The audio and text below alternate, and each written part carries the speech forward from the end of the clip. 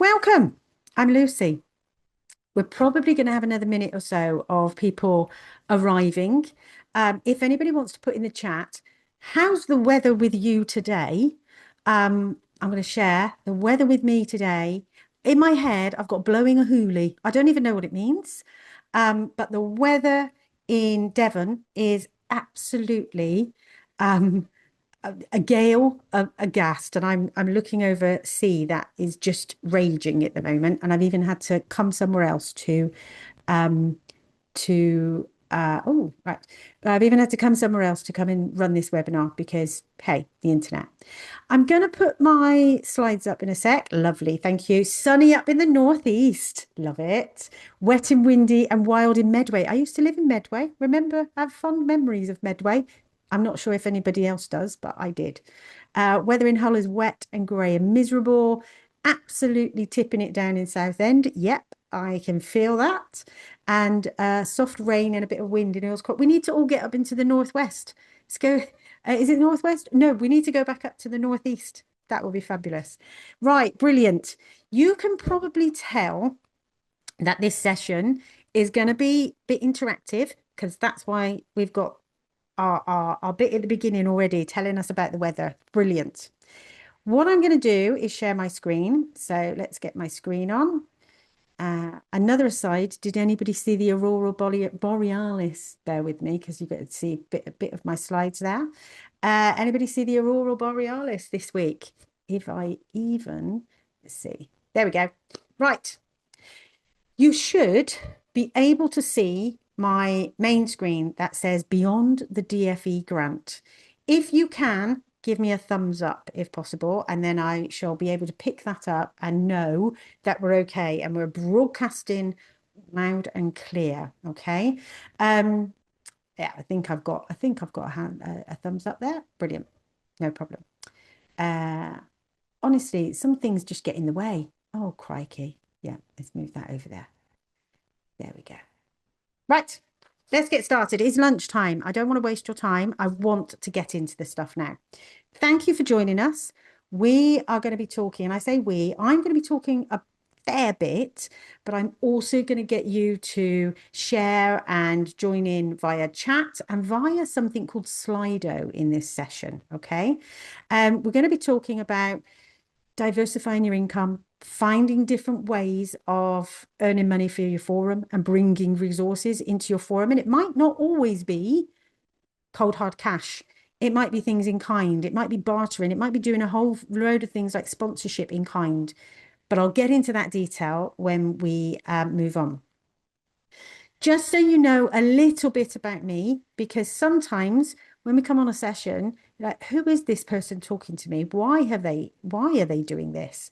I'm a contact associate. I also run an organization called Inclusive Change, and I talk very much about neurodiversity and change management.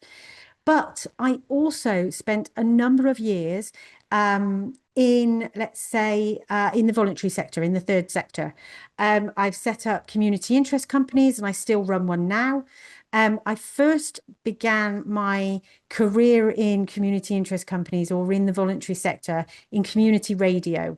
And I set up a radio station back in 2010 and managed to raise tens of thousands of pounds, probably even more than that, actually, to get them on FM and get them a permanent license. Incredible stuff, learnt a heck of a lot. But the landscape back in 2010 is very different to the landscape today in 2026. So that station is still running, actually.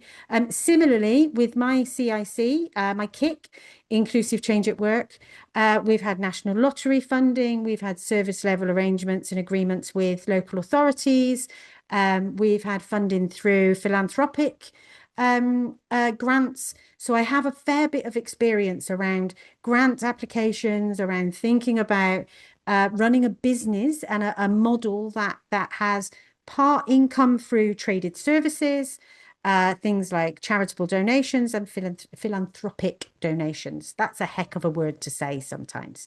If you want to find out more about me, I have a business card. It's there on a QR code, or you can actually Google me and Google Lucy Smith Inclusive Change, and you'll find out about me. Hopefully, nothing bad on there. So welcome. Okay. Here's what we're going to cover today. We're going to talk about some forum-friendly income streams. And as a contact associate, I work with a number of different forums and talk about how you can become more sustainable, how you can think about going beyond that grant, because £17,500, how many of you would say £17,500 is enough to do what you want to do and how you can do it? I'd love to know. You can put a yes or a no in the chat about, is £17,500 enough to do everything you want to do as a forum? What can you do? So what things could we think about? And it's not just, if I put the emphasis on different words in that one, it's not just what can you do, it's what can you do? Because we need to think about your context, think about your forum, your environment, and your capacity to raise extra and or additional funds. And it won't be right for everyone to say, oh yes, we can all do traded services, because you might not have the capacity and the resources to do that stuff. Loving it? No, no, not even close. Not the size of Lancashire, yes. Not nearly, definitely not really. I know Sarah and Cindy are on the call, and Sarah in particular, who asked me to look into this and start looking at presenting this one. I think you'd agree, Sarah. I think this is why we're here today. DfE get forums on the cheap. So you get parent expertise very, very cheaply. Yes, I think you do. I think so. And so we'll talk about all of that stuff. Okay. I have got some AI tips and tricks. Again, question to you. How many of you are using AI to run your forum, to help run your forum, to help identify income streams? I'm going to have some very specific tips around that. We'll also look at some things to consider, and hopefully we'll have some time for a Q&A feedback. Okay, so there's a fair amount that we're going to try and cover in the next 2 hours. Yes, we will be sharing the slides. I'm sorry, I didn't say that at the start, but yes, we will. There's a few bits that I say at this point. The session's about 2 hours. There will be a break. We will have breakout rooms. There will be interaction. We are going to use something called Slido in a mo, but if that doesn't work for you and you want to put it in the chat, that is fine. Feel free to have cameras on or off. I am not looking at anybody else. I am literally just looking at the screens and can see myself in the corner. Feel free to doodle, to fidget, to eat or drink, but could you do it on mute, please? Yeah. So the recording will be shared afterwards, and Helen will help me with that later. And if Helen, if you want to pop in the chat, what you'll do with the recording and slides later. So I'm going to put a slide up here, which asks us to use Slido. Now, there's 2 ways you can do this. If you have a phone, she says, you can point it at that QR code and it will take you to the Slido app. You don't have to log in. You don't have to give your details. You don't have to give your name, nothing like that. Okay. The other way of doing this, if you're on a laptop and you're like, oh, how do I do all this together? You can go to slido.com and put in hashtag, I like saying hashtag, 3387242. That will take you to the questionnaire. We've got about 3 questions which are going to give us some interaction, and I'll go back there when I get there. There's about 3 questions that are going to give us some interaction, and hopefully we'll be able to see things on the slides as we do that live. Okay, that makes it much more interactive than just using the chat. If you feel comfortable, please do pop an introduction into the chat. If you don't want to, that's absolutely fine. Okay, you can be passive. It's totally fine. But if you want to interact, if you want to put an introduction, I'd love to see who's joining us today. So let's have a quick look. There's no active polls yet because we're about to do it. Bear with me. I'm going to ask you how to rate yourself in a moment. So this is the poll, and as I've clicked it now, you should be able to give yourself a rating. Yeah. There we go. I can see people ranking themselves already. So we've got how would you rate your confidence in funding? And as people start putting that ratings in, we'll see that change. Okay. It almost feels like I'm at a conference and this is all very exciting. Um, so I can see people introducing themselves. I'm not going to go through everybody, but hi everyone, and thank you so much for putting those introductions in there. So let's just see what's coming through on the rankings right now. And if anybody wants to put anything in the chat themselves about how that confidence is or what you want to learn today, we are going to ask another questionnaire in a moment. Okay, so there's going to be one more comes up in a mo. Oh, I can see lots of you here, co-chair of Norfolk. We've got Lancashire and PDA support Lancs. Oh, do you know, I was talking about PDA this morning. I'm just saying, if that's what I'm thinking it is, pathological demand avoidance, if that's my same acronym that I'm thinking of, it is. Right. I'm not going to stay on this slide for too much longer. Okay. I can see we've got a bit of a mix, but the greatest one that's coming out is not confident yet. And if we added not confident and somewhat confident, we'd probably have a much longer line. Very confident, good on you. Thank you. I will be calling on you maybe during the presentation if you are confident, if you want to share anything or you want to call me up on anything and say, actually, that isn't right, or we do it this way. Please do not hesitate. Pop it in the chat. I may have rejection sensitivity, but it's okay because this is what I do. And I'm always up for learning and finding new stuff. Okay. Hey there, Bristol Parent Carers, my old stomping ground. I lived in South Gloss until recently. So South Gloss and Bristol are part of an organisation that I very much work with. Bear with me. So let's go on to the next slide. Right. I've got another question now. Okay. So stick on the Slido because another question's coming up. Okay. And that question is going to be, what is your top worry about fundraising? And I don't like the way I've written that sentence. I don't think my grammar is very good. I should have checked with ChatGPT. However, what is your top worry about fundraising? Raising income, bringing in and diversifying. What are the things that worry you? And what will happen now is you'll see we have an amazing word cloud that's starting to come up. We've got bid writing, capacity, time and complexity, time to find it and apply, capacity. And when a word gets big, it means more than one person has typed that word. So we're getting a theme. Getting the compliance right, lack of time, continuity. And I'm thinking that's continuity in terms of people, in terms of continuity of staff and being able to hand things over, because we work with limited resources in forums. We said right at the beginning of this that actually, we said right at the beginning that it's hard work. It's people get it on the cheap. Okay, people get engagement. So our stakeholders quite often get engagement through parent carer forums in a very low cost way. They get a lot of value for money, put it that way. And we have to think about our resources and think about what can we do and what can we realistically do. So things like effective delegating on here, getting it wrong.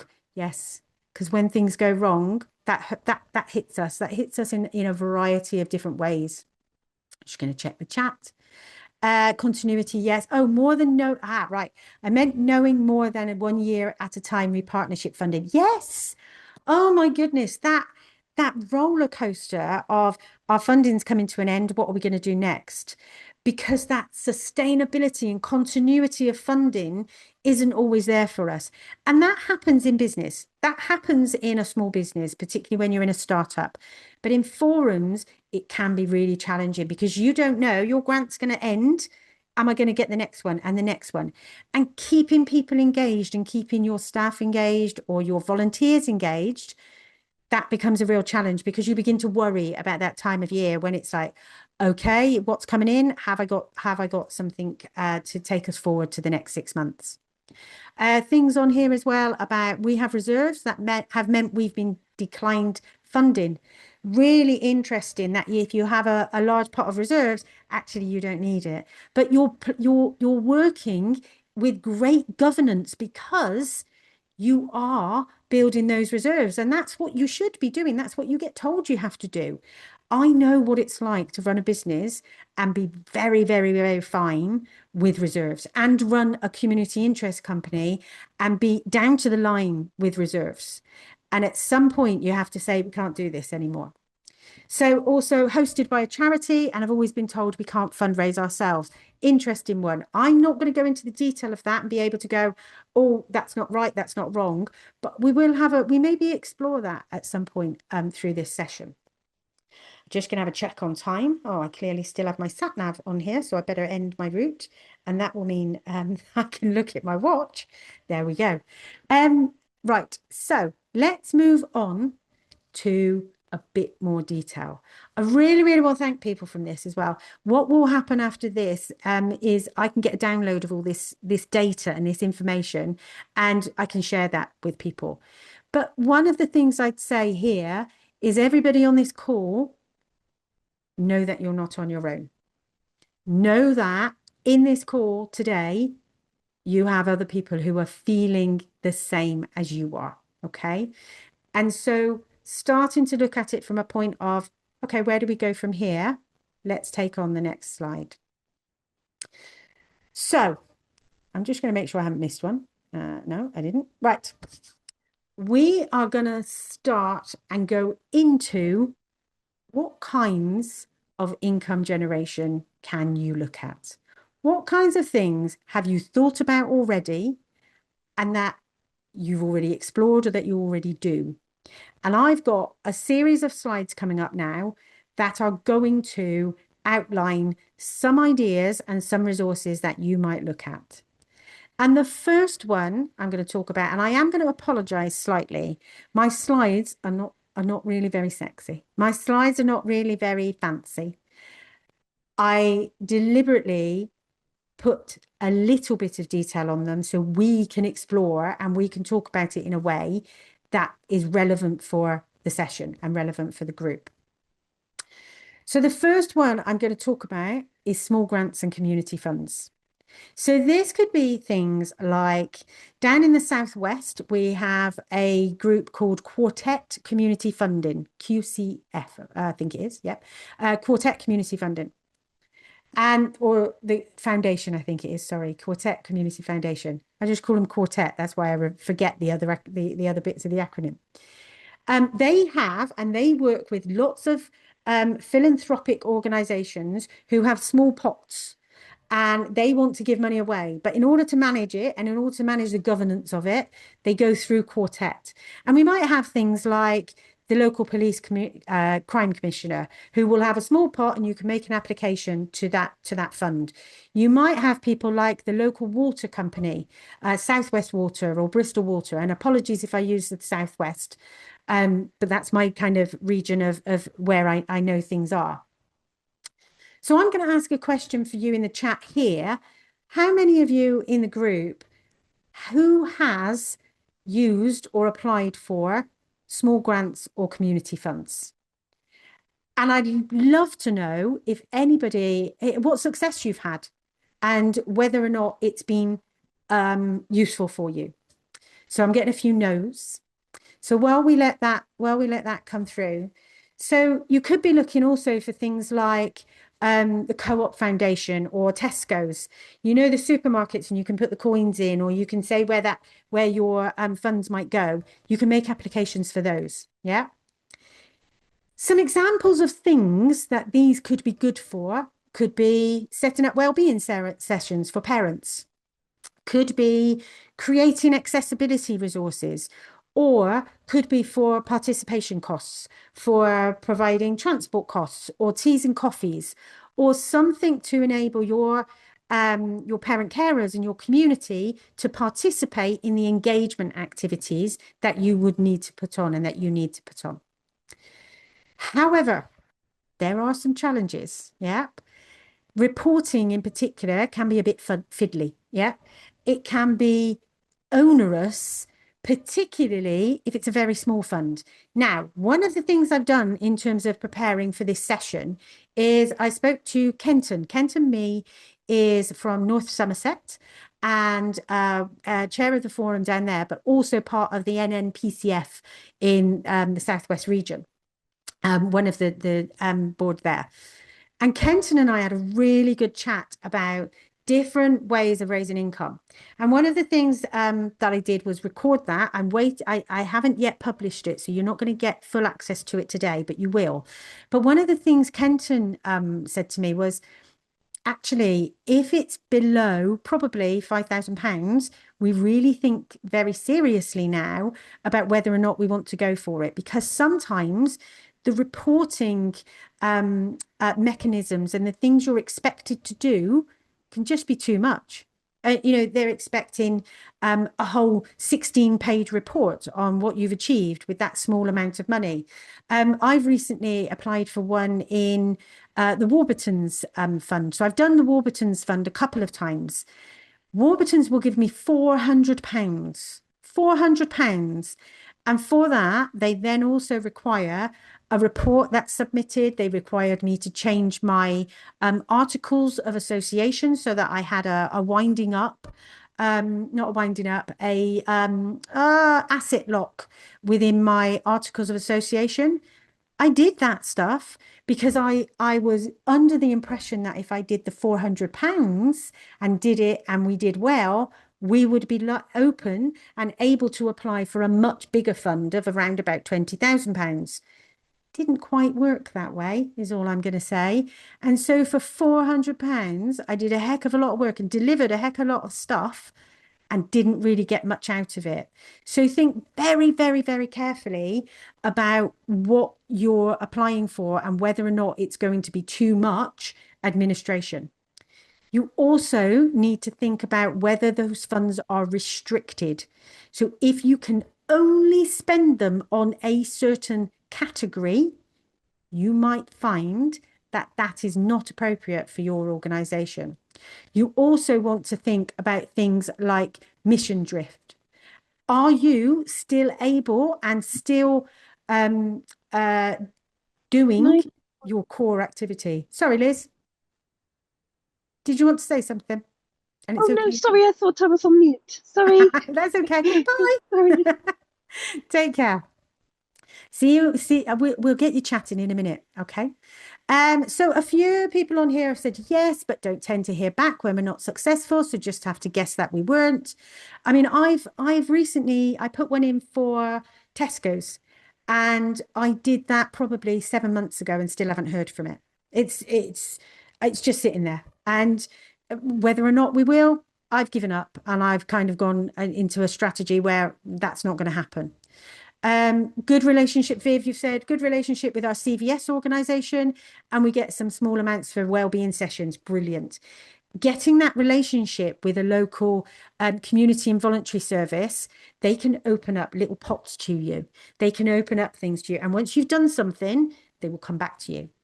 Lisa, yes, we've had 4 or 5 grants, but small local charities, been successful every time. But our biggest challenge is core costs.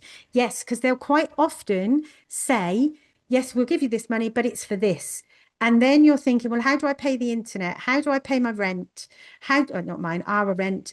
How do I pay for running costs for everything? How do I pay to employ somebody? And they don't always allow you to do that kind of stuff. It would be helpful to understand which options are available to different types of PCFs, e.g. charity versus CIC. Hold that thought, because I do have a little bit of something later, but let me answer that question now, actually. So charities are likely going to be able to access a lot more open funding than a community interest company, a CIC. There will be, and I've got some links later of funding sources, and there are many that will give, will be open to charities, but a CIC may not fall within their funding criteria. And so you do have to think about what your setup might be. Similarly, you may find that working as a constituted association or organization, so no formal structure in terms of charity or CIC, you may find that you may also be limited with what funding you can apply for. One key thing around CICs, so KICs or constituted associations or organizations, you must usually, to obtain funding, you must have 3 unrelated board directors or trustees or key people. They must be 3 unrelated, not living with each other, board members. Okay. In a KIC, that's 3 directors that are not related. You can have more directors and a couple of them can be related, but you usually will be expected to demonstrate that you have 3 that are not related. Okay. And there is a bit to talk about around governance. I won't go into great detail around the governance on this today. But yes. Jacqueline, I'm just trying to follow your thread on there where you say it doesn't make sense. I think it's about the biggest challenge being core costs, I think. Others there previously applied for community funding and didn't get there. What about hosted forums? Right, that is where I'm talking about constituted groups or hosted groups. You may find it more difficult to access certain pots of funding. However, if your constitution allows it and you have 3 unrelated people on your board or steering committee, you are more likely to be successful in fitting those criteria for funders. Each funder will have different funding criteria. And that's important to know, to be able to look at that and go, do we tick the boxes? And if we don't, what do we need to do in order to tick that box and make ourselves eligible? The example I gave earlier around Warburton's and a grant that we got from Warburton's, which was that small £400 grant, they will only fund organizations that had an asset lock in their articles. I'm going technical, but it basically meant that if our organization closed down or wound up, any assets and cash and funding would go to whoever we nominated in our asset lock. We had to do that in order to access that funding. I'm going to move on to some other examples, but I'm getting a sense that grants and small funds are something that are that we want to come back to. Okay. Another example here. Okay. Thinking about donations and supporters. All right. How many of you think about, bear with me, and just gonna say that I put it on do not disturb, but there we go. How many of you have some way of enabling your supporters, your members, your local community to donate to your forum?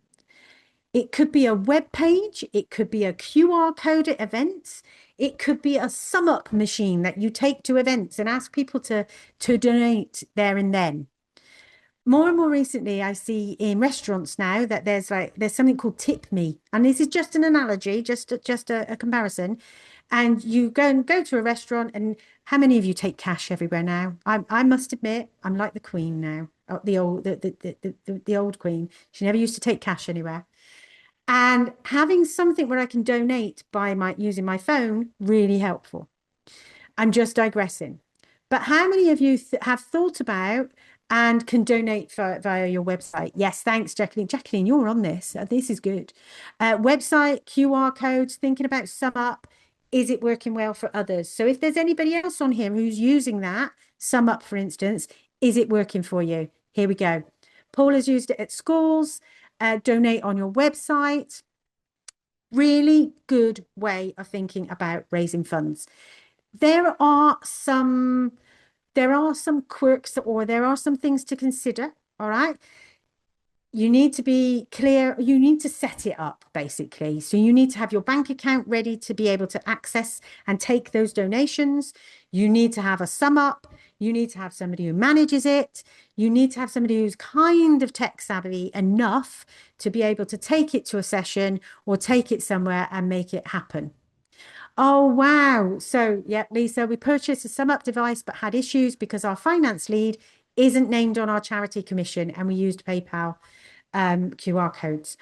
Frustrating. So that is one of the challenges with this one is getting the tech and the governance sorted.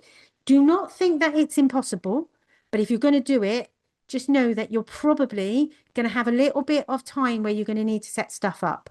But you could have a page on your website where you have a link to PayPal, for instance, and go click donate. Or people set up a monthly subscription to you.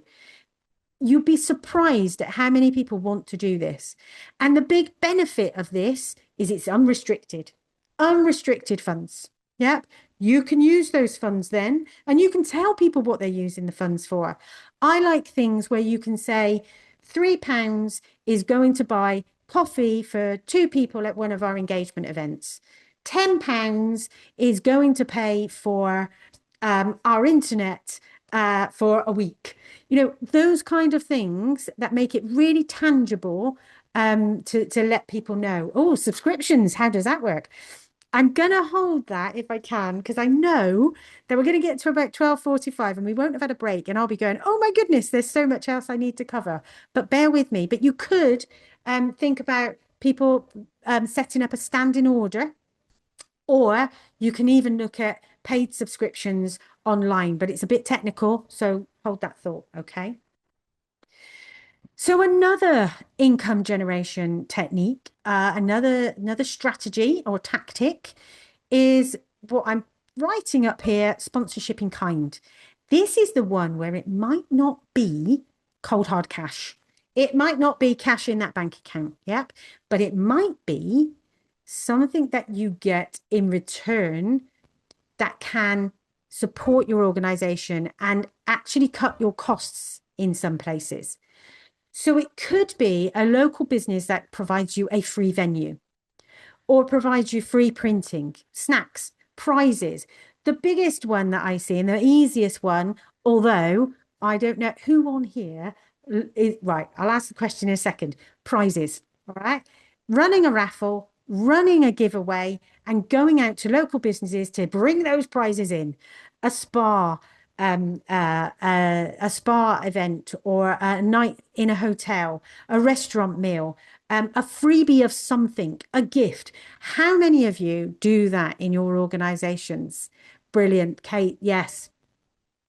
I think I don't always have the bolshiness to go out and doing about that kind of stuff. Oh, yes, I've got that on that does get covered. The lotteries and licensing details. Hold that thought, okay? Because that comes a bit later around some of the challenges and some of the things we need to think about. Kate says we have use of free rooms and community organisations and family hubs. And we have 2 local organisations that fund our bigger events. Brilliant. Getting sponsorship for an event. And they might actually give you cash to pay for that event. Or they might give you a room to hold it in a fancy hotel, which makes our parent carers sometimes, if you're going to have an AGM or something, it can make people feel, actually, this is pretty good. I feel valued. I feel that somebody's listened to me. So yeah, I've gotten a few comments in there around family hubs. Think though about your independence. Okay, so do you retain your independence? So when you thank or say so and so has sponsored us, are you endorsing their products? No, you shouldn't be. Okay. And you also want to track value for your records. One of the things I found when I first started with the radio station, for instance, was thinking about how many hours people gave us and how we tracked that value in terms of reporting and data. I honestly, now I've started talking about all this, I honestly don't think I've got time to go in all those details. But a lot of that information, so for instance, thinking about the benefit in kind or the time that benefit in kind is the wrong word because that's a tax kind of word. And thinking about the time that's donated from people actually that has a value on it. And what are you getting in terms of the value and return on your investment for that stuff that is donated or provided for no cash exchange? Do ask questions as we go through. So that's absolutely fine. I'm just going to say, yep, lotteries and licensing. Thank you. Community matters. We'll cover that. Lotteries and licensing. One of the things, and this is why I wanted to hold it because I knew it was coming up in this one.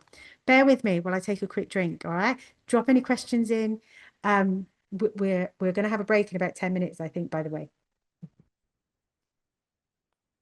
So forum fundraising through raffles, quizzes, bake sales. We think it's really easy to do this and set this up. And it is, but you can come unstuck if you don't register and get a license for a lottery. And you usually have to apply to your local authority. So there will be a department, a team that manages your applications for, and I can't remember the exact words, but I think it's lotteries and license. Basically, it's a license to run a lottery. Apply to them, all right? It isn't onerous, but absolutely get your license to do this. It usually will last a year and it will then allow you to do that stuff, okay? Check any local rules, check anything that you need to cover off in terms of governance. But it's really good for engagement, really good for bringing in some funds. The place where I have my office space in Bristol is called the Brightwell, and it's a charity. So it's a charity that provides oxygen therapy and a whole load of things. And they do lotteries, quizzes, giveaways, fundraising all of the time with this kind of stuff. They have quizzes every month. They have trying to think bingo nights. So bingo is going to be part of your lotteries as well. So you will need a license for this stuff. But you could also do things like a 100 club. You get 100 supporters to tick a box, and every month they have a number, and one number gets pulled out once a month and they win the money. A 100 club. You could change it to a 20 club, a 30 club, a 500 club if you think you can get that many people to sign up for it. And they all pay £1, £2, £3. There is no limit to your imagination to what you can do with this. Okay. Let's have a quick look. Emma, just building a volunteer training hub, looking at how much you can log, how you can log people's time as it hasn't been logged consistently before. Really good really good idea to think about logging that, because you'll be surprised at how much time volunteers give and how much value that is. And you have to put a numerical value on it as well. You look at it minimum wage, but then you might also look at a bit higher if you're bringing in somebody in terms of consultancy work and those kind of things. Now, I know I'm going at some pace here, but there's a lot, and I absolutely want to make sure that we have a break, which will probably be around about in between 12:45 and 12:50. All right. Now, crowdfunding and appeals, my next piece. These are things like, I'm trying to think of the names. You've got things like Kickstarter, but they're mostly business ones. But you might have an appeal in terms of things like Just Giving, easy fundraising. But I'm going to save that one for another thing in a moment. Okay. But crowdfunding and appeals, which is usually a time-bound thing that you're going to do for one thing. So last year I did a sponsored stand-up comedy event. So, people will do marathons, will do sponsored silence. Remember, as a child, sponsored silence, how difficult that would be for me right now. But I did a stand-up comedy event and it was on Just Giving. I put my link out, I told lots of people, and basically people donated in order for me to go and do stand-up comedy. It was then recorded and blah, blah, blah. There are loads of things that people would do and may do for your organization that you could set up an appeal for. You may also have an appeal for something specific, an appeal for sensory kits, an appeal for some accessibility upgrades in your building, an appeal for an event or something. Some of your considerations are you do need a good story. You need something that people can get their teeth into, that they can understand and go, yes, that's what I'm going to donate for. Look out for platform fees because the platform takes those fees. In my case, I donated to the Brightwell. So back to my charity that my office is in. I donated to the Brightwell, and all I had to do was set up my Just Giving page. They were linked to it. So you may need to link yourself as an organization to Just Giving. They were linked to it. And then they just clicked a button. And once I'd done it, all the money just got transferred. I didn't have to think about anything else. That was all I needed to do. And ensure that you give an update with results. So let people know that you've done this, and this was the outcome. This is what you bought. This is what we've achieved. All of those kind of things. A quick one here around match funding and payroll giving. And I'm going to stop and ask a question actually, because I know I go at pace sometimes. But if has anybody done an appeal, an event, anything like that, and been successful?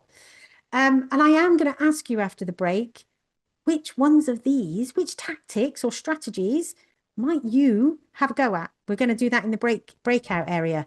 Don't think you have to remember everything though, all right? Because it's just not going to. I do know how processing this information is quite intense sometimes.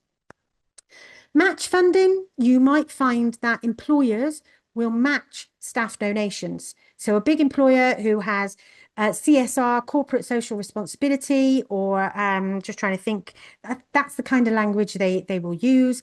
Their social impact metrics, they might do match funding, and they may have a fund that they can do it. And if an employee donates, they may also register too and do it also. Generally, that's going to be for charities and CICs. Okay, more for charities, and some match funding will not apply to KICs. Okay, it does depend on the employer's policies. So take a look at that one. But payroll giving gives this gives tax benefits to an organization. So just saying, all right. If anybody's done it and has anything to share, would be really good. Of course, Jade, if you don't need to be in a breakout, totally fine. All right. Helen, pick up on that one if you can. Thank you. Thank you. Not an event, but as such, we were asked to come and speak at parent carers and other staff about neurodivergence in one of our local housing head offices. They fundraised both times in-house, which was very worth it. Brilliant. I am going to talk to you a bit about that kind of thing in a second, though, because actually, traded services, providing a workshop, giving a talk, doing something in return for cold hard cash. And actually, it's great that you can go out and talk about those kind of things, but as you develop in your confidence in terms of your business and your ability and see your value, you could be making a charge for that anyway. You could make a charge for it and also do the fundraising. And if they can't afford it, okay, we'll do fundraising. We'll raise funds with a bake sale.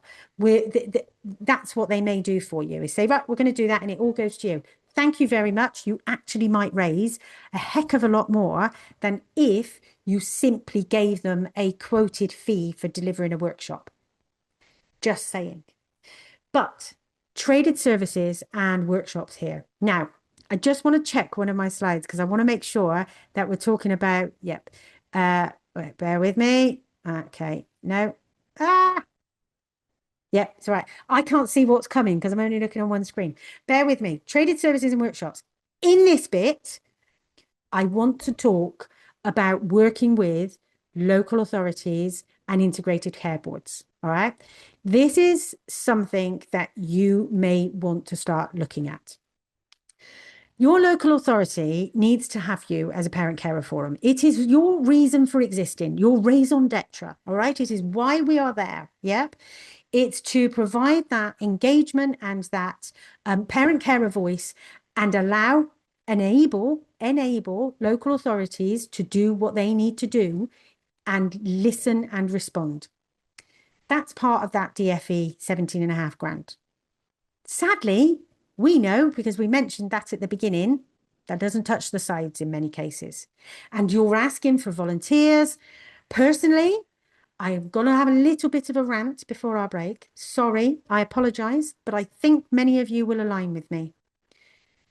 In today's economy, many of our members, many of our volunteers, many of our parent carers cannot afford to give up time to engage. We are asking them to do stuff at a time in a space where it costs them to not be at work. People need to work to pay the bills, to put the food on the table, all of those kind of things. Fewer and fewer people are able to volunteer, particularly in the age range that we want them to volunteer. Many more people in their third age, so post-retirement age, many more people are able to volunteer. They have that capacity, they have that ability, and they don't need to bring in that income. Therefore, local authorities and integrated care boards, we need to think about how we are going to work in partnership with them and how they can pay for those services, pay for the additional engagement, pay for the amazing stuff. Now, this is where Kenton and I had an incredible conversation. And I honestly, I'm so sorry that I haven't had chance to get that for you. When it's alive and available, I will share it with you. But Kenton and I talked very much about the things that bring benefits for working with local authorities and integrated care boards in particular. By having a service level agreement or a service level arrangement or a written MOU, a memorandum of understanding is an MOU. Yep. Lisa, I'm sorry that you have never received a penny for either. Maybe we need to have a chat and maybe think about how things might change. You never know. It is very difficult, though, because local authorities are absolutely on their knees. Local authorities around the country are going bust. Yeah. Also, yes, rules around remuneration are very, very complicated. And so you have to think about how you reward, how you pay. Will you set up payroll? Will you have freelance rates? But if you're freelance, do you meet the criteria of IR35, which is, I'm sorry, it goes all complex, and I don't want to get into the major detail about this, but I feel like I am already. But you may want to think about how you can deliver traded services. Those services might not just be with your local authority or integrated care board. They may also be with other organizations. So, for example, going in to provide a neurodiversity training session. They may be providing well-being sessions. They may be providing workshops for parents of an organization. So it might not just be around an MOU. It might not be around what an ICB, an integrated care board, or local authority are expecting. I feel like I've gone into a fair bit of detail on that, but I also feel, and anybody can correct me if I'm wrong, would you like more information on this one? If you do, say yes. And actually, Sarah, perhaps we'll have a conversation about what we could do moving forward in terms of that. A couple more slides and then we will have a break. I absolutely promise. All right. Teaming up, partnerships and joint bids. We achieve more by working with others. Change begins with passionate people who have a voice was my slide right at the beginning. It's one of my slogans, along with meet people at the bus stop. Change begins with passionate people who have a voice. And the reason for this, and the reason I say this right now, is because quite often we cannot do things by ourselves. We often need to partner and work with others. And in many cases, that could be by working as a consortium or a group of parent carer forums. In the Southwest, I certainly know that South Gloss, North Somerset, Baines, Bath and North East Somerset, and Bristol, I think, those are the core ones I'm thinking of, work together in order to deliver services together. And sometimes you might get economies of scale. So you might get efficiencies by doing that kind of thing. Emma, I've been trying to explore this, but the rest of the team are reluctant as we don't feel qualified enough. Hold on to that. We might talk about that in breakouts and a few things later. Um, Excellent in terms of the uh, comments there. But partnerships and joint bids might allow you to partner up and get bigger pots and bigger projects that you can't deliver alone. Mentoring programs, well-being programs, engagement programs, a whole load of things. You will need to have a memorandum of understanding with any partnership you go into. You will need to think about independence, your roles, and you will need to think about reporting and data protection. Now, remember, this is just a 2-hour session, and feel I have absolutely thrown so much at you. I've got the last one here, all right? And this isn't about going out and finding more income. This is actually about what can you save money on? This is thinking about taking a quick look at your spending and finding better deals, minimizing your waste, looking at your savings, thinking of it like income. Oh, we've saved X amount of money. We've saved 30% on our whatever costs. You can stretch your grant a little bit further. You might be able to start building a small reserve and make your cash flow easier. And actually, some of the challenges in things like traded services, and when you're starting to look at remuneration and paying staff, actually, we start to get to cash flow. Can you afford to keep this going? Can you afford to pay staff? And what reserves do you have? Right. I'm going to take a breather there and I'm going to ask you, Kenton, if you are on the call, just message me. I don't think you are, but if you are, would be great. However, let's take a 10-minute break. It allows me to calm down because I feel I got a little bit excited there. I can have a look at the chat, and I think we've got quite a lot of people saying yes, please, in terms of finding out more about working with local authorities and integrated care boards and traded services. Welcome back. You can give me a thumbs up if you're back. I'm going to start again. Helen, just a note on breakout rooms. I still want to talk through the things to consider. So the breakout rooms aren't quite going to start yet. We'll do them in about 10 minutes, okay? Nothing at all, just let me know. Thank you. I'll give you a shout when we are ready to go. In fact, there'll be a slide that comes up. So, did you all have a break? I managed to get something to eat. I've managed to have a drink of water. I hope you're all feeling ready for the next part of what's coming. I say that as if it's really intimidating. It's not. We're going to talk now in the next half of this session about what things we need to consider. I've already covered quite a few of these in the individual strategies and tactics, but I just want to bring home a few things particularly important for parent carer forums. There are things that we really do need to think about. So as we go through, I'd be interested to know if there are things that you think are important. So you can pop in the chat what considerations, what risks, what things do you need to think about in terms of additional strategies and tactics? And I've already seen a couple come up already about things like qualifications or remuneration, things like having an accountant to look at checks and things like that, if I've understood that one. And so there will be lots of things that we need to think about.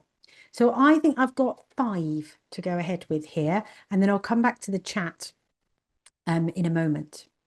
Let me just check. Yep, bear with me because I'm getting distracted by my red dots. Right, so first thing to think about as your parent carer forum, independence and conflicts of interest, okay?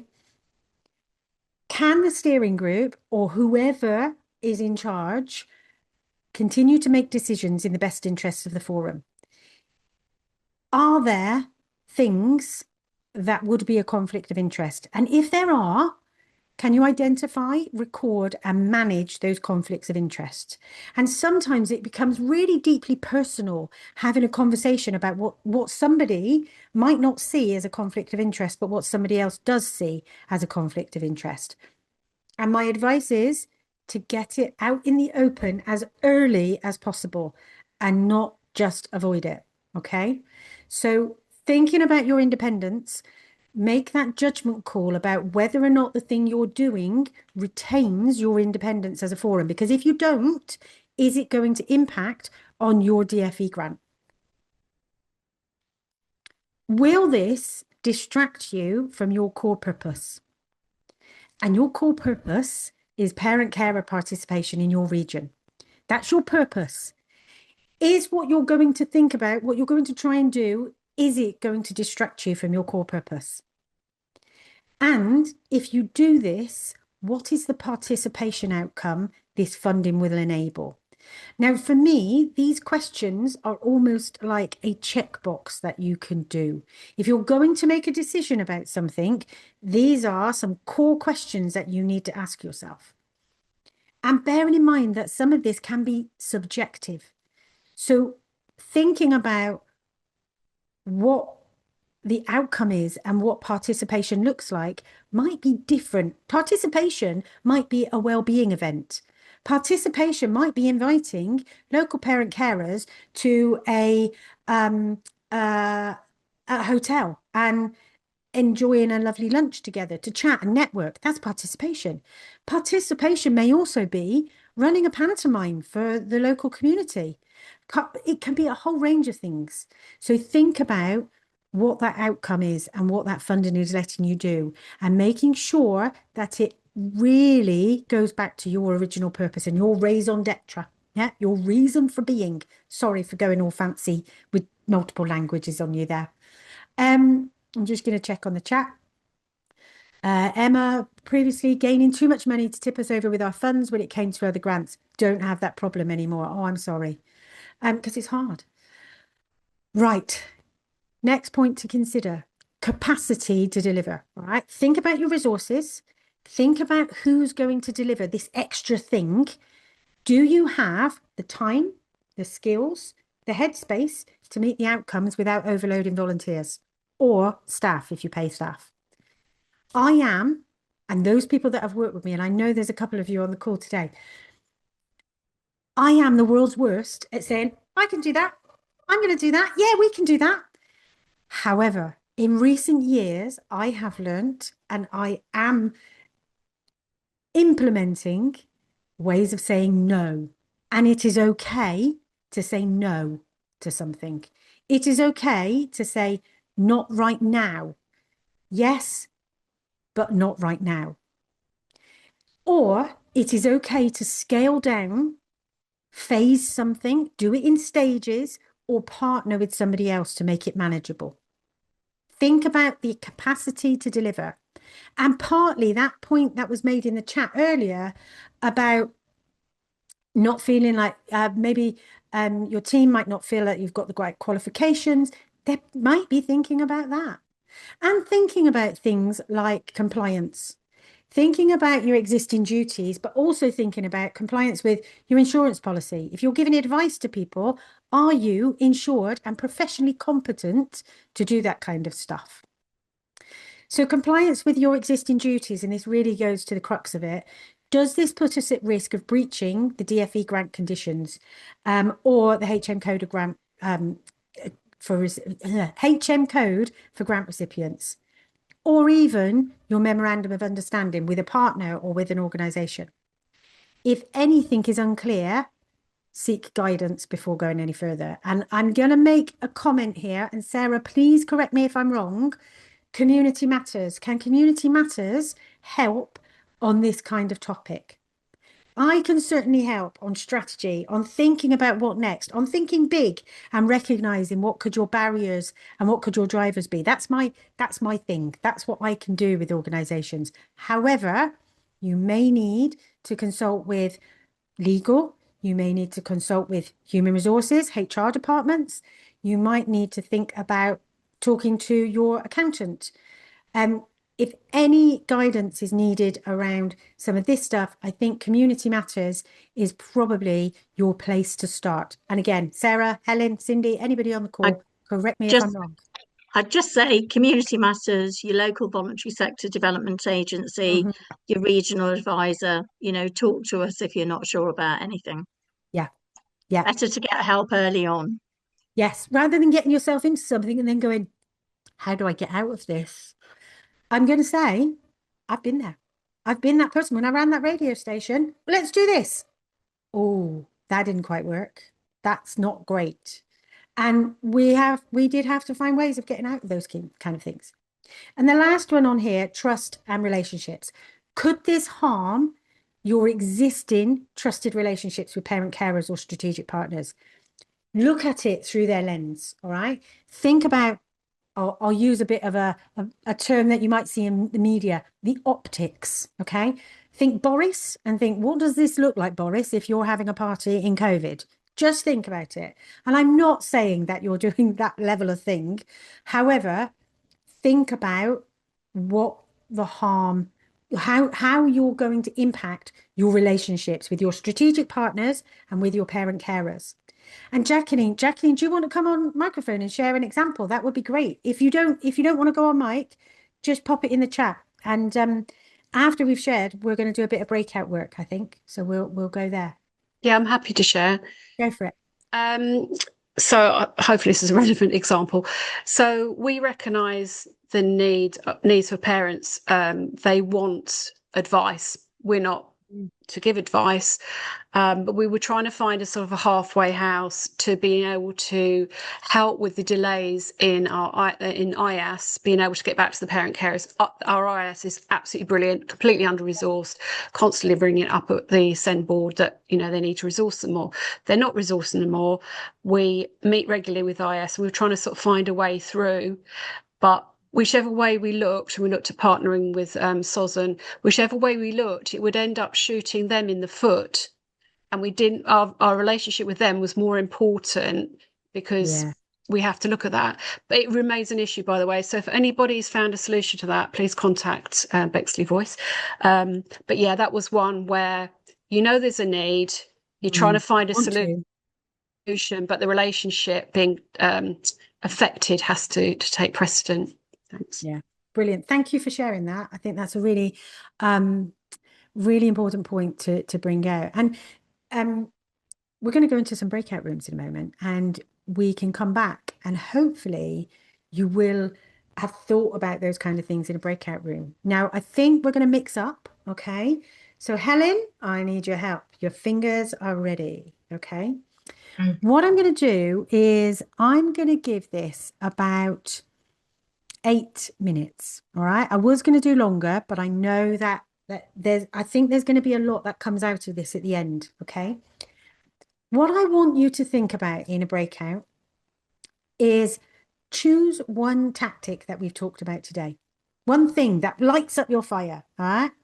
One thing that you think, yeah, let's have a go at this. Why would you choose that tactic?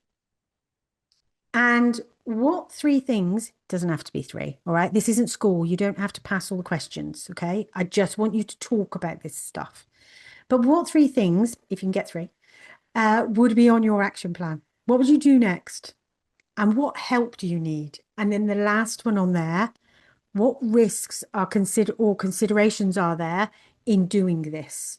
Okay, so this is almost like a mini SWOT analysis. What are the strengths, weaknesses, opportunities, and threats? Okay, I will type those bits into the breakout area.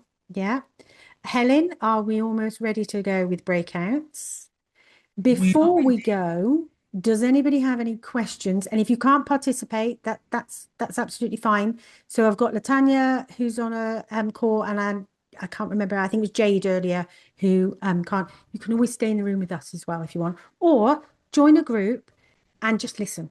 Okay. Welcome back. I can see you all coming back into the room.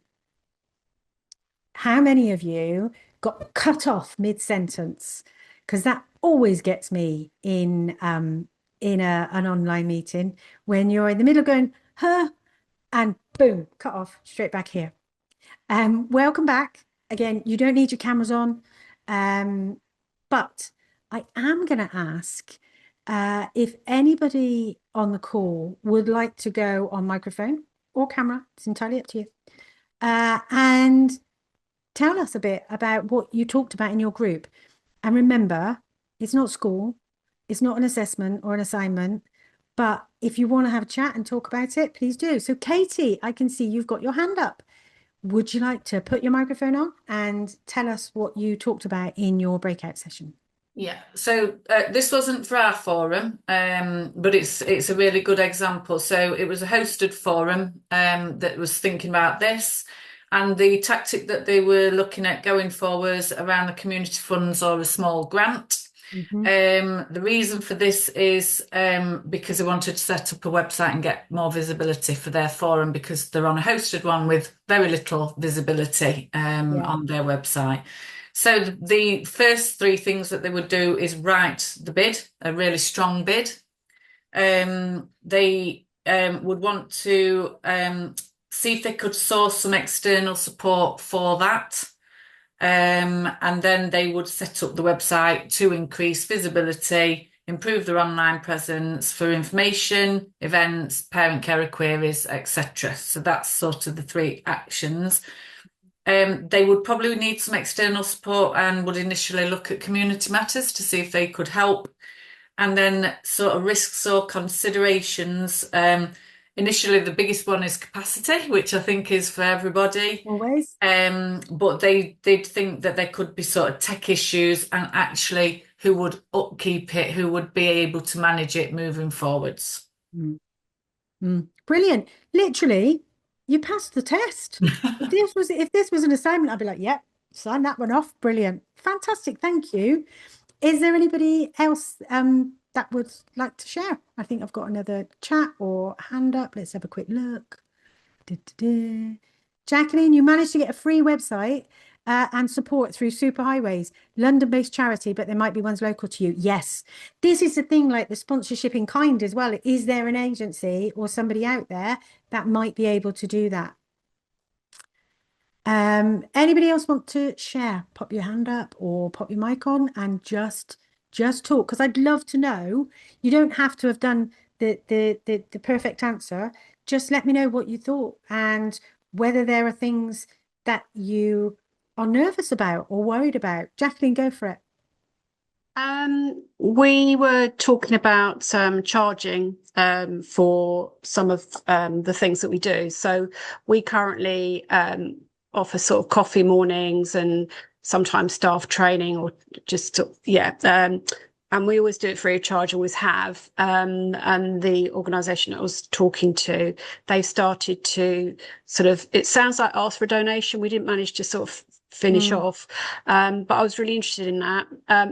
But I think it'll be a really complete change in culture for them to pay, for us to ask them to pay, etc. So I was quite interested to explore that. Yeah. If anybody's got any thoughts on that, I mean, mine are, you could have a pay what you can, pay it forward, those kinds of things. And also it's starting to say, actually, stuff costs, and here's our finances, and this is what we need. Sarah, do you want me to read this one's out, Sarah, or do you want me to, do you want to talk? I'm happy to sort of say it. I just thought I'd put it in there just in case we run out of time. We had two different forums kind of talking. One have already got some extra funding, and it was to promote, to inform parent carers about vaccines and immunisation, and to help kind of do some myth busting around it.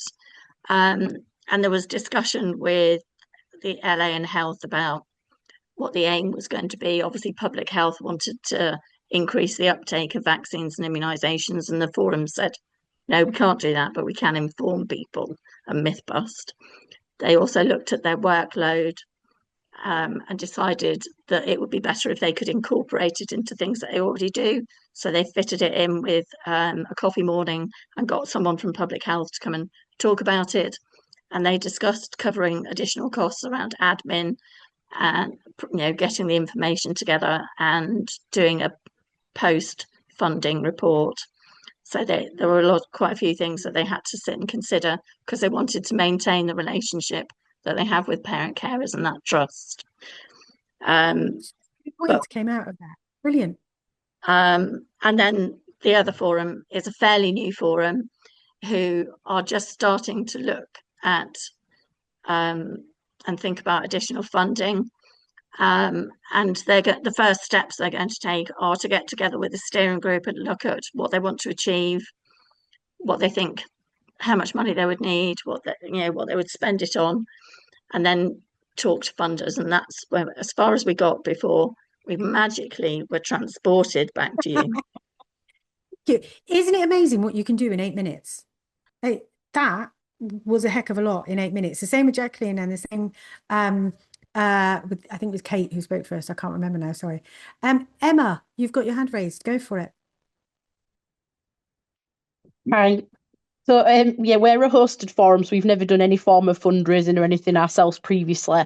So I think the first things for us would be the tactic of like getting the lottery license. I think so the first 3 things that in theory would be to action plan in terms of what we can do for fundraising, apply for the lottery license and use the events we've already got, because there's quite a few events that we do in person. So for example, our conference that's coming up, where we could do like a little raffle, or we could do some like you say bake sale or something within the events we've already got planned. It'd be a really quick win. So I'm thinking that we'll probably go down that route first. So I think the only help we'll probably need is in terms of our host, making sure we've got their agreement to kind of do this, because we've always been of the they're a charity, so obviously they collect like money and things like that. We've never done any fundraising, so I think that's my only concern, is to obviously get their say so, make sure they're okay with it, so we don't risk that relationship. And yeah, but I think that'll be a really quick win for us.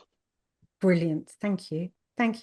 I'm here. I feel energized and think I'd love for you to all go out, and in 90 days time you come back and go, hey, we've done this, we've achieved this is what we've got, this is how much money we've got in the bank as a result. Would be amazing. Absolutely amazing. I'll ask, actually, would anybody like to have a check-in in some way? It doesn't have to be a webinar, it doesn't have to be anything, but would anybody like to have a bit of a check-in to go, we did this and this has happened now, even if it's just through a group of some kind? I'm sure that we could. I'm offering things here, and Sarah's probably going to stop this, Lucy, stop, but we'll find a way that we can keep engaged. Okay. If everybody else is happy, I'm going to move on to the final part of this presentation. Yeah. And that's going to be AI. Using AI in your plan, basically. So, question back at you. How many of you are using AI? Lisa, yes, loving AI at the minute. I do some days, and then I don't other days. There we go. If you're using AI, are you using it in your fundraising plan? Are you using it in your business operations? Because I'm going to give you some prompts and tips on how to use it. Okay, so bear with me, because yeah, very, very carefully. Bear with me, because I need to get a link, which means I need to end the presentation, and I'll come back to you in a second. All right, so let me get this link, because I have a document that I would like to share with you. That is a Google Doc, so you should be able to download it easily. All right, it's going into the chat. There we go. And I wonder if I can pin that. No. Okay, right, I'm coming back, and I'm going to come back to my presentation. So yeah, AI can be great, but it can also be super risky. All right. There are some challenges with it, and I am not advocating, if you don't feel comfortable, you don't have to do this. All right. I can support in many different ways around AI and how to do stuff, but in the past year, personally, I have begun to use AI much and much more is a long time. This webinar now, my words are not coming out correctly. But I'm beginning to use AI much, much more in my business operations. And what I thought was I would try and give you some prompts that you can use. So in the chat, you'll see a link to a Google Doc. It should be a PDF, and it should open up a document where if you can cut and paste from a Google Doc, from the PDF, you can take these prompts and use them. Now, I did think about literally doing this live with you, and I think I might be able to, but I'm not going to do it with all of them, okay? Oh, Liz, we'll pick up on that in a mo, all right? Pick up on your feedback. We're just going to talk about AI for a bit, okay? So, pick your favorite AI. Pick the one you're most comfortable with, all right? So you've got Gemini, Copilot, ChatGPT, and there are probably also a ton of others out there. In fact, there is Small Charity Excellence, I think. If bear with me, I'll try and remember the actual name of it. Small Charity Excellence. I get an email from the guy who runs it. It's one guy, basically. And he every week sends an email of here's stuff you can go and get fundraising for. But he uses a lot of AI now, and he'll kind of do AI searches that will take us in different places. With AI, quite often you need to give it very clear instructions. So this first one I've got is, can you find, it says finding, it means funding, all right? Oh, Claude, I forgot about Claude. Yeah, I pay about the same. ChatGPT, about £18 a month I pay for. But lots of people have lots of preferences. I use Copilot when I'm working with certain clients because data protection and the way in which the data is managed is all within their ecosystem of Microsoft. I use Gemini because I use Google a lot, and I also use Notebook LM. If you haven't explored Notebook LM, just go and find it. It's on Google and you can get it in Workspace, but I'm not going to go too technical on it, all right? But they're much of a muchness, but you will find, depending on how much information you've already put in it and how much you've trained it in your voice and what you need from it, you will find you're going to get different results. However, these simple prompts, and actually I asked AI to help me come up with these prompts. This one, Funding Finder, get a short list of small grants, local philanthropy and in-kind support every week, all right? In ChatGPT in particular, and in Google, it's a gem, I think it's called. You can have agents, and so you can go into agent mode. And I now will get an email every Monday morning giving me the research that ChatGPT has gone off and done for me. And every Monday it says, here's the list of the things you asked me to find. And one I do is around speaking events. So this is just one I'm thinking of. But you can do similar for grants, local philanthropy, and in-kind support. This is the prompt. You are my funding radar for a parent carer forum in whatever region. Every week, I want you to list 5 to 10 or however many new or currently open opportunities that fit. Give it your parameters. In this one, I've done small grants, local foundations, in-kind sponsorship, rooms, printing, refreshments. I would probably take the in-kind sponsorship off, actually, if I'm being very critical. Then look at National Lottery, awards for all style grants, children in need, sport relief, comic relief, those kind of things. For each opportunity, give name, deadline, what it funds, etc., etc. That will do that in minutes. And if you are online right now and you've got your AI open, I'd love to know if you're like me and you're a bit of a multitasker. Have you tried it? What's coming up? Yeah. Yeah, we use Copilot, just putting this into the system. Agent mode is how you get it to email you. So again, it's a bit technical and I can't show you because I know I don't have the time on here, but you can set up in agent mode and you can tell it to email me every week.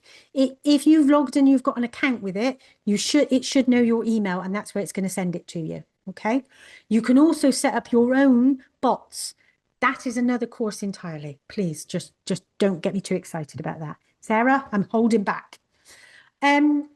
So another option, all right, another choice, grant bids. Writing grant bids is hard work. And actually, you have to fit the criteria. It's worse than writing a job application for with an automatic tracking system nowadays. If you haven't got the keywords in there, how many grants have you written that you've been turned down? And then you look at it and you go, oh yeah, I can see why. Or they said you didn't match this and you didn't do this. Well, actually, you might be able to use AI to be able to help you write a grant bid. So this is an example, okay? So it might turn a simple idea. So I've got an idea and I'm going to do this into a grant proposal for your forum. So turn this activity outline. You have to give it the outline. So you need to give it what you want it to do into a small grant proposal for a parent carer forum. Now, if you have the grant conditions and the criteria, post that. Put that in your AI as well. Put it with it and say, these are the criteria. Show me and write me my proposal to show who benefits, what the outcomes are, the delivery outline, safeguarding, budgeting, and a 60-word summary suitable for a project description box in British English. Do this and make sure it meets the criteria of the grant fund. Try it, all right? Try it. So no AI to be used. I get it, yeah? I'm going to say, and actually I will say this in a second on one of the next slides, human, all right? You need to human check it. You need to make sure that a human has looked at this and actually gone, yeah, that fits. No, that doesn't fit. So checking things so that it doesn't look and sound like AI. Yeah. I've just started a course with a university, and they actually have an AI use guidelines. And I thought I was not going to be able to use AI for anything, but it actually says, yes, you can. Just do it this way. Just do that. So interestingly, yes, if they say no AI, then you are going to have to find a way around this. Yeah, it is a tool, absolutely, to make it our own. Yeah, and rework to make it more like you. Yeah.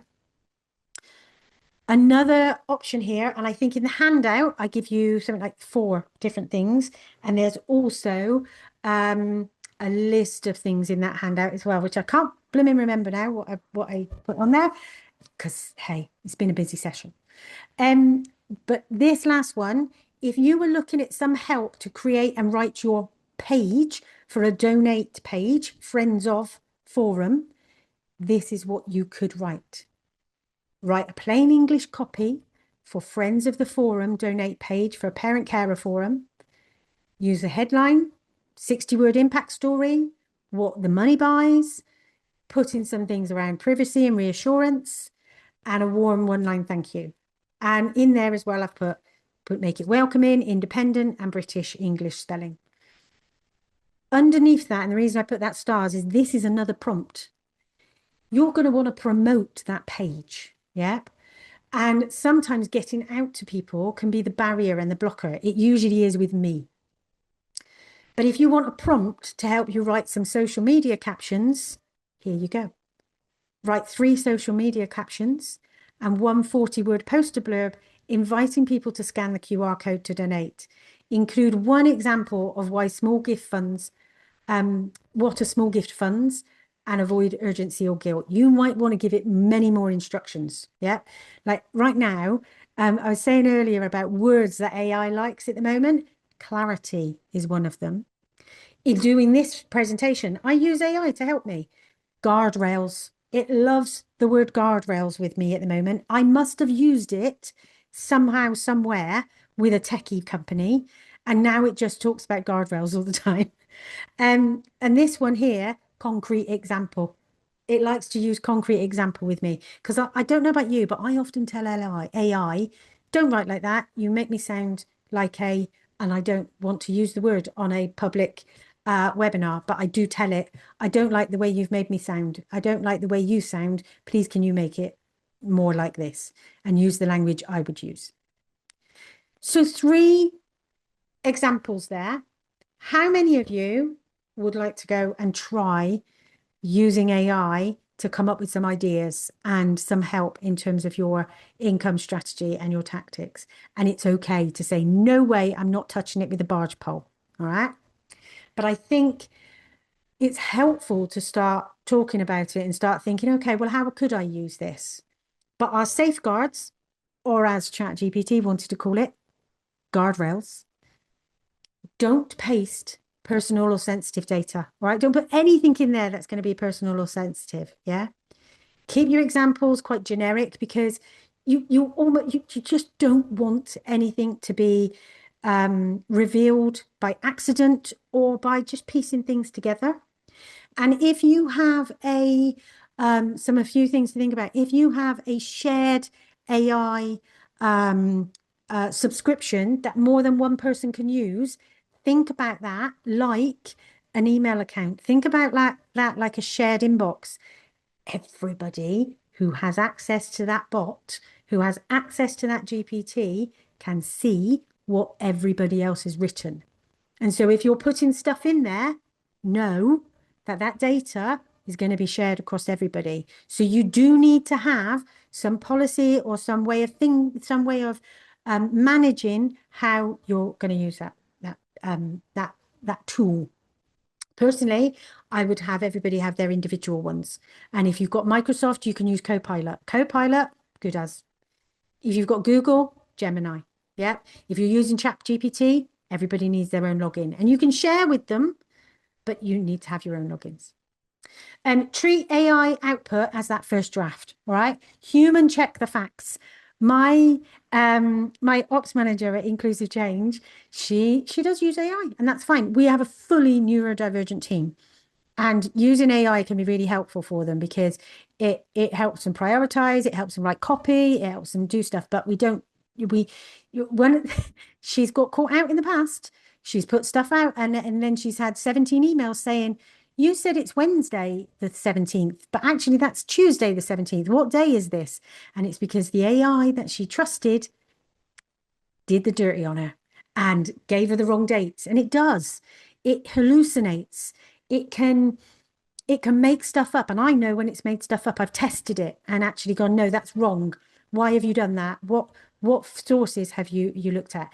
And also, I would very, very, very much ask it to give you its sources. What source have you given me? Have you derived this data from? What source have you taken this information from? And right now, before we finish, okay, I need to put my slide up that says, we need your feedback. Helen, in terms of Zoom and probably AI, because Zoom does use a bit of AI, do you want to put your feedback link up, Helen, so that we can get that done before we finish completely? Because you ain't going. You've had a lot of value, and I need to get some back from you. And the team at Contact want that value back. So do you think you can please, right now, fill out the feedback questionnaire? All right. While you do that, I'm going to go back. Yeah, I've had that with it giving me the wrong dates. Yes, indeed. So check. Okay. I would also check things like legal wording.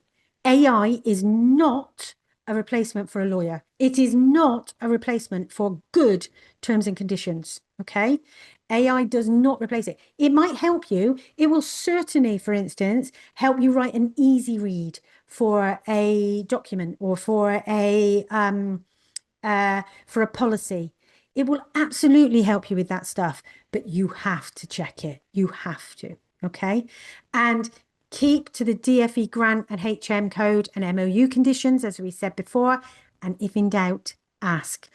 I haven't yet found, I have found an AI that I'm working with that I think is more secure than others. It's not on the open market at the moment. Yeah, exactly. American law. So what they write or raise is not correct. And it's here's what I'd say. All right. Here's what I'm going to say. I have had a heck of a lot of experience, and a few people who know me on the call will know that I've worked in law enforcement. I've worked in cases where I've had to bring cases to court and run my own advocacy. I've done my own stuff around send law. I've been trained with SOSN and done a whole load of stuff. That means when I get something back from AI, I know when it's rubbish. But layperson, parent who's put that information in, they're getting stuff back and it might just be utter rubbish, and they haven't got the capacity to check it. So do you want to check on that poll?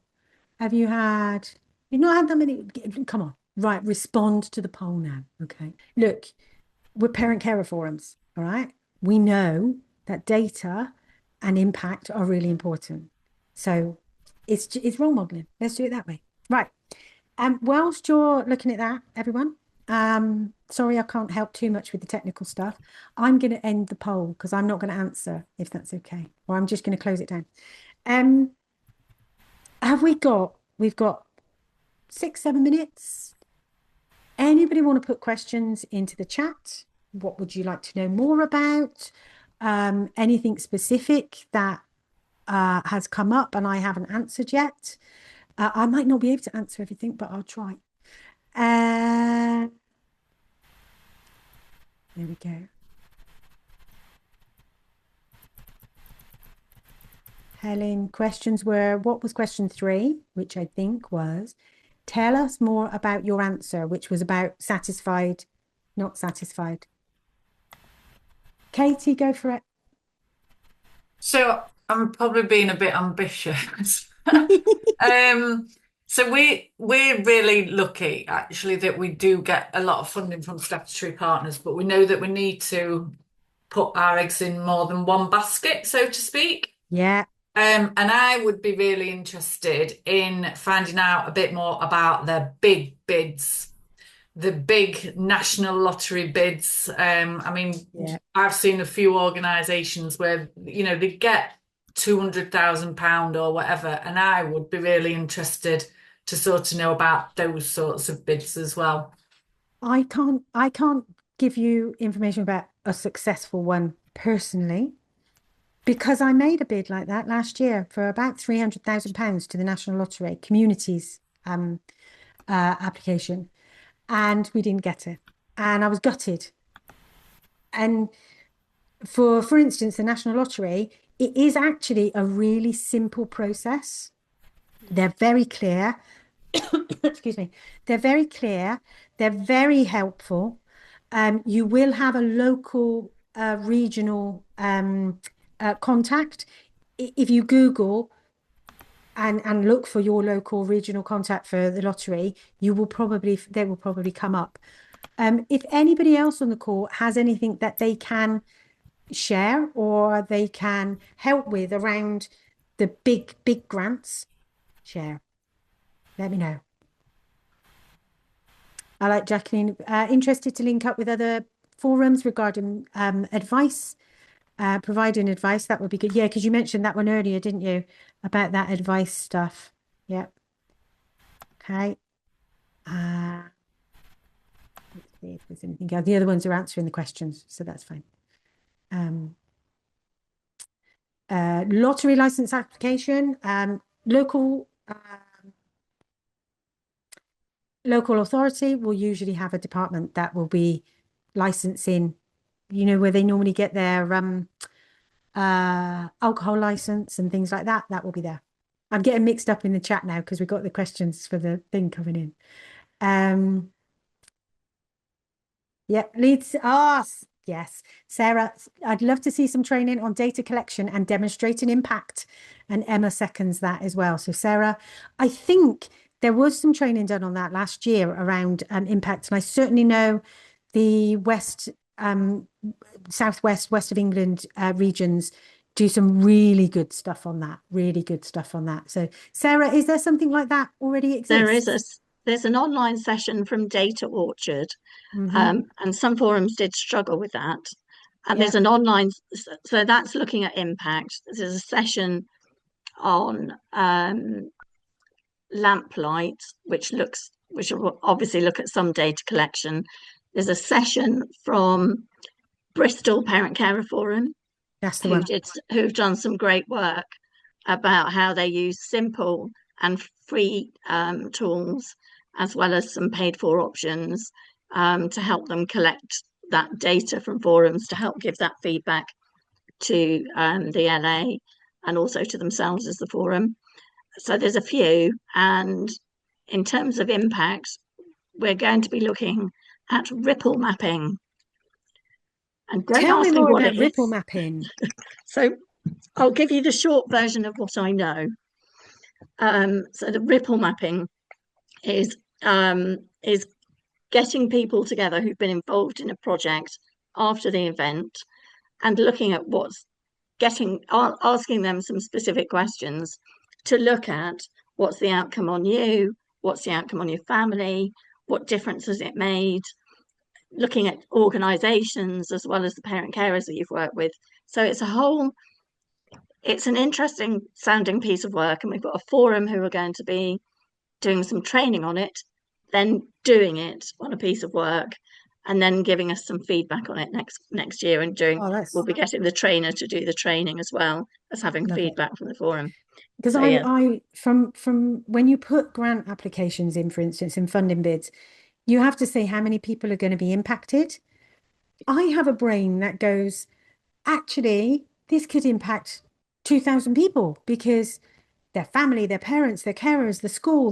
There's so many people I can think will be impacted, but we have to demonstrate and be very, we have to be a bit sensible about what that ripple impact is, doesn't it, really? So, right, just picking up on a couple of questions about how to find the sessions that Sarah mentioned.